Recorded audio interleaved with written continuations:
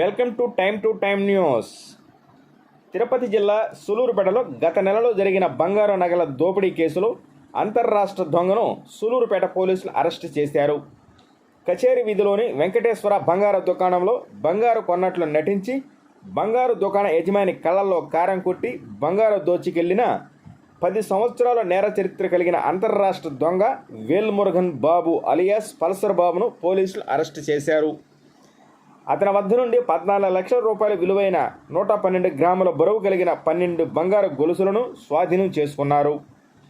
ఇక వివరాల్లోకి వెళ్ళగా 4 వారాల క్రితం బజారులో ఎవరూ లేని సమయంలో గమనించి కచేరీ వీధిలోని వెంకటేశ్వర బంగారు దుకాణంలో టార్గెట్ చేసిన దుండగుడు నగలు కొన్నట్టు నటించి యజమానిపై కారం పొడి చల్లి అక్కడ నుండి బంగారు నగలతో ఉడాయించిన వేల్మురుగన్ బాబును సులూరుపేట పోలీసులు అరెస్టు చేసి జిల్లా ఎస్పీ సుబ్బరాయుడు ముందు హాజరుపరిచారు.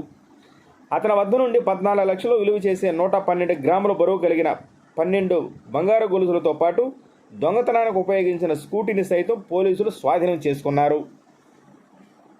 దొంగతనాన్ని ప్రతిష్టాత్మకంగా తీసుకున్న జిల్లా SP Subbarayudu, additional SP Srinivasulu case నమోదు చేసి ప్రత్యేక బృందాలను రంగంలోకి దించారు.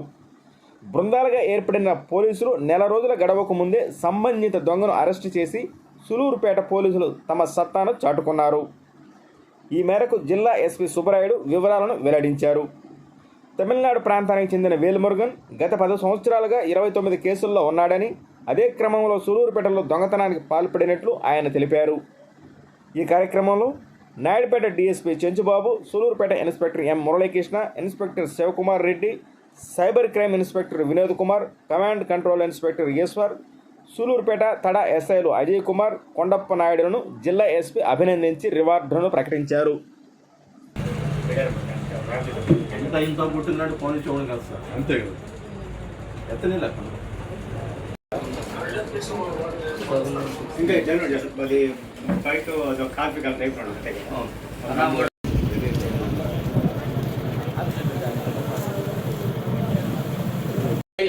బైక్ నెంబర్ వస్తే మనం ఏదైనా చేసేదాన్ని బైక్ అంటే పెడతాం. బైక్ నెంబర్ కానీ అవి ఓపెన్ చేయండి, అవి చేస్తే వస్తాయి. చేస్తారు.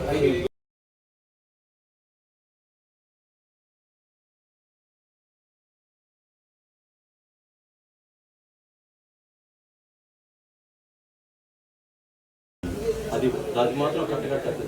చేతిలో పెట్టుకొని ఉన్నాడు అప్పటి నుంచి. చూస్తాను ట్రైన్లోనే ఉన్నాడు.